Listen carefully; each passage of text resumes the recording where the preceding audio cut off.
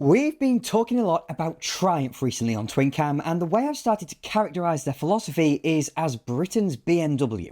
In fact, Triumph and BMW both started their quest towards driver-focused premium saloon cars in the early 1960s, but while the Brits were perpetually short of funds and fell into the grasp of British Leyland, the Bavarians carried on their philosophy, building some of the greatest cars in the world and eventually coming to own the deceased Triumph name.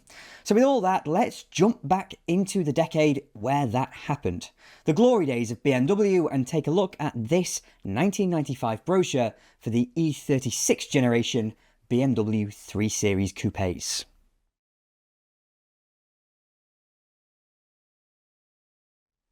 This is a kind of era that I feel very comfortable in. Not just because my dad actually had an E36 saloon when I was born, but because I really do think that this is just about the peak of motoring, where cars were advanced enough to be refined and reliable, but simple enough not to intrude and still be focused on sheer driving pleasure.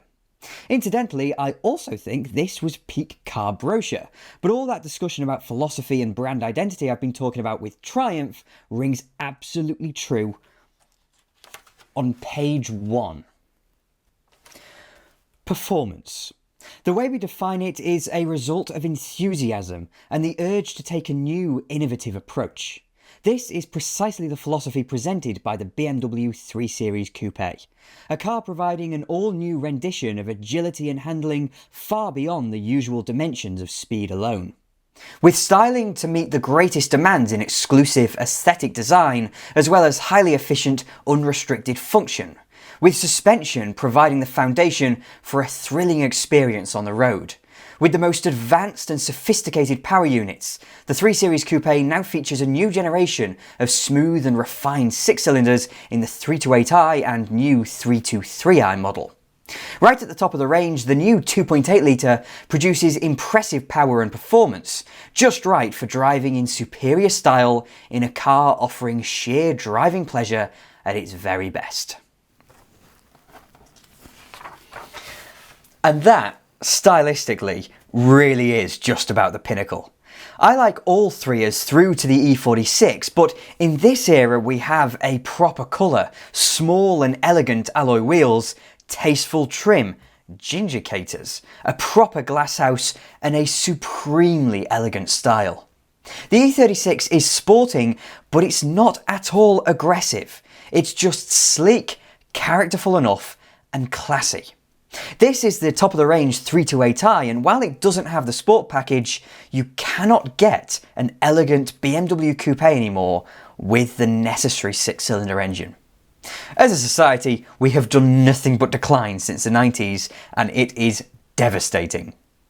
The dynamic looks of the BMW 3 Series Coupe are the result of a successful blend of technology and passion. In its design, the coupe offers the highest level of streamlining and functional value. In the same way, it is a timeless expression of sheer driving pleasure today and in the future. So here, the brochure continues to express the 36's styling and rather lets the photography do it. The copywriting is secondary, but it's full of confidence. It's amazing how such a simple shape can still bristle with recognisable character, because anyone could tell that this was a BMW because of the very subtle edginess, the Hofmeister kink and the iconic kidneys. This was the era where, in the UK at least, BMW were making enormous headway. The desirability of Fords, Vauxhalls and Rovers was disappearing because of the prestige, heritage and pedigree the likes of BMW could bring to your motoring. And with leasing becoming more and more available, BMWs were more popular than ever. Now of course this does lead to today's situation where a BMW is more common than a cold, but in this era they retained that sense of prestige. The pedigree is a really important point though, because the vast majority of people that bought these didn't know or care about the rear drive layout and 6-cylinder engines that you and I might prioritise. Sure, some may have noticed the noise they made and the smoothness of the power unit, but this is a big BMW fold-out from 1987, and this was the decade where BMW started to matter in the UK. If I can get it open, that is. clear commitment to dynamism.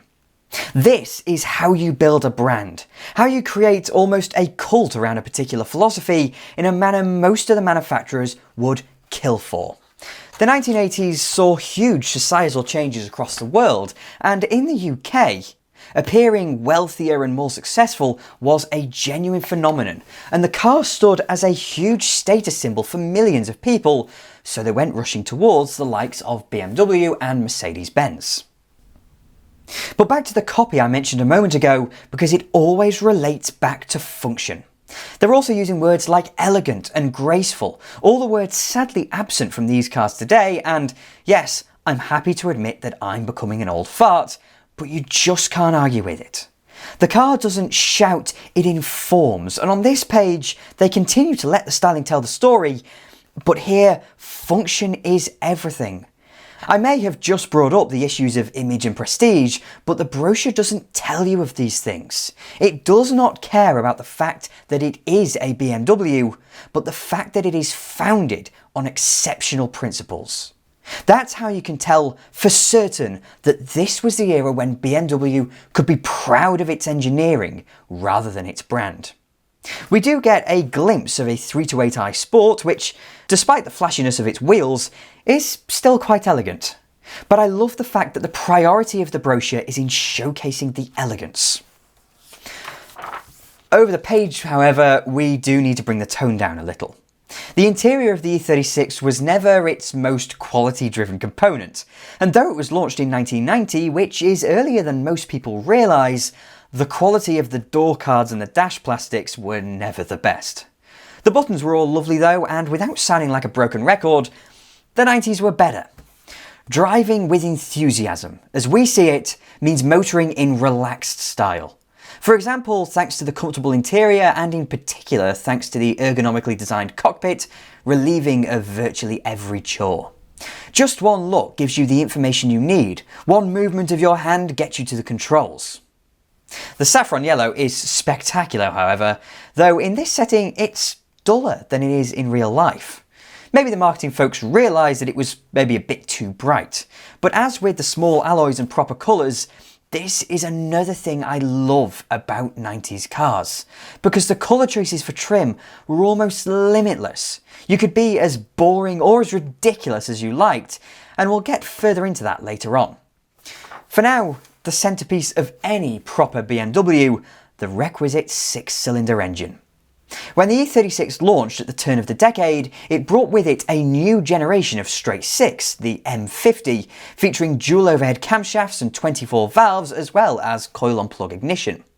This was a huge advance in terms of engine technology, and it would be BMW's main straight six for the next 15 years or so. But as you'd expect, they consistently updated it through to the M54 I have in my E46. But for a later E36, this one is an M52, and you can tell whether an E36 is M50 or M52 equipped simply by the model name. So in the beginning you could have a 6-cylinder E36 as a 320 or a 325i. But if fitted with an M52, those became the 320i, the 323i or 328i. Being an M52, that means you get an aluminium engine block and Vanos, which is BMW's variable valve timing system on the inlet camshaft. And in a 328i, that means about 190 brake horsepower, which isn't an awful lot, and that's because they're pretty understressed. These M50 series engines are tanks when you take care of them, and with some simple tuning, there's a lot of potential under there. Now, I'm firmly of the belief that 6-cylinder engines are the only choice, but as we work our way down, we meet the 318IS, which is an 1800cc 4-cylinder with twin camshafts and 16 valves. By 1995, that wasn't newsworthy, but it does produce 140 brake horsepower, and with the slenderer curb weight and better weight distribution, the IS was designed to be a sweet spot in the range, with a characterful engine that could pull these cars along very well. On the contrary, the basic 316i and 318i were always designed to be base models. As a result, they were relatively cheap to build, and the engine tech wasn't bang up to date. This was something BMW had done since the year dot, so it wasn't a way to drag people into the brand, but that's the effect it had. An entry-level, lacklustre engine was a fishing rod for the company car market. But back to BMW's pomp, and the E36 was the first 3 Series to introduce the Z-axle, a much more sophisticated form of independent rear suspension that removed the tail happiness of the old E30 by combining a trailing arm system with something vaguely similar to the old Jaguar independent rear suspension. But taking a step back on both this page, the previous one, and the next one, it's all engineering led. This brochure is coming up to 30 years old now, but quite a lot of us in automotive circles often complain that engineering as a selling point had died at some point in the late 1970s. But here it is, fully fleshed out in all its glory in the mid-1990s. I think that might be because BMW still had something to sell at this point. Even if you fast forward to a brochure I have for my E46 from 8 years later, there isn't the same level of engineering discussion. I'm leading myself back down that rabbit hole again, but things were better in the 90s. And those 2 seats aren't helping. Red cloth. Red cloth, for goodness sake. And barring driving information, there's no discussion of technology. It's all about design, providing support, comfort and security. Safety is a curious point, however. Because while they talk about airbags, this was a car designed before modern safety standards and perception. So when Euro NCAP did its first round of tests in 1997, the E36 BMW was the second worst car they tested. It scraped 2 stars, but nobody once batted an eyelid. They were all far more preoccupied with the Rover 100, a car whose contemporaries had all been discontinued and a car that, structurally, was 10 years older, a very small Super Mini, and just missed out on 2 stars. All that metro-based crash test furore gets madder every time you sit and research it, because it was not the headline there. Regardless, BMW got away scot-free, and Rover, at the time a BMW Group company, had a PR disaster on its hands. That's a video topic all of its own for some day. Anyway, on to all those wonderful colours, and though a few manufacturers do still offer such a selection, I don't think they're anywhere near as normalised or as accepted as they were in 1995. Everything's about resale, and the consequences of that is the almost endless ability for sarcastic jokes. But turquoise fabric, where do you get that today? This larger image reminds me actually, because a friend of mine used to have a 328i coupé just like that, though with a manual gearbox. That car wasn't in perfect condition and it had that E36 interior quality to deal with, but the way it performed, the styling and the way it was trimmed in Montreal blue with the light grey leather, which in real life has a slight duck egg tone to it, but regardless it just screamed superiority. That was by far and away the coolest car any of my friends had at that time, and even the non-car obsessed of us saw something special in this then 23-year-old, slightly ropey but incredibly fast BMW. There's more of the conservatism I so often crave for here, because 15 and 16-inch alloys are all you get on a coupe. They're all silver, which is the correct colour, and though the crosspoke ones are maybe a little mad, the other 2 are just simple, and I love that. But at the top of the page, there's an interesting point that's being made about versatility.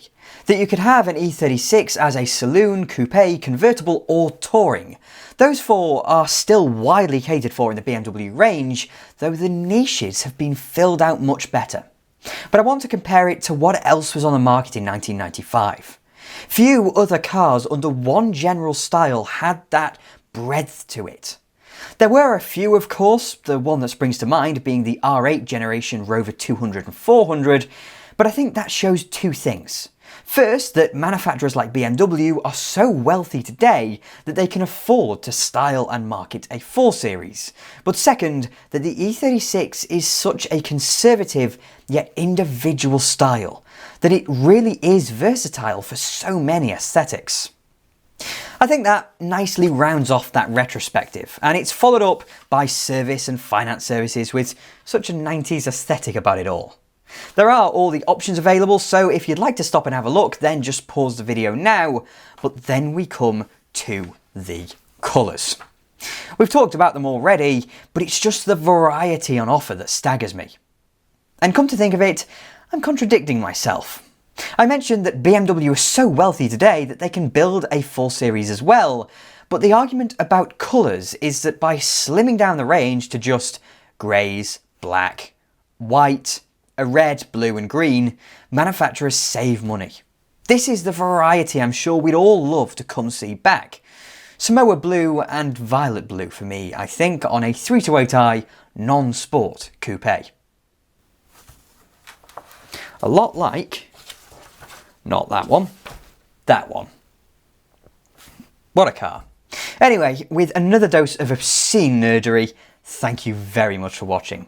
If you enjoyed the video, then please do click like and subscribe to TwinCam as well. I'm forever indebted to my wonderful Patreon supporters, so if you'd like to support me that way, then please do follow the link in the description and get access to this and many other brochures for your own viewing pleasure, and I'll have more videos coming along soon.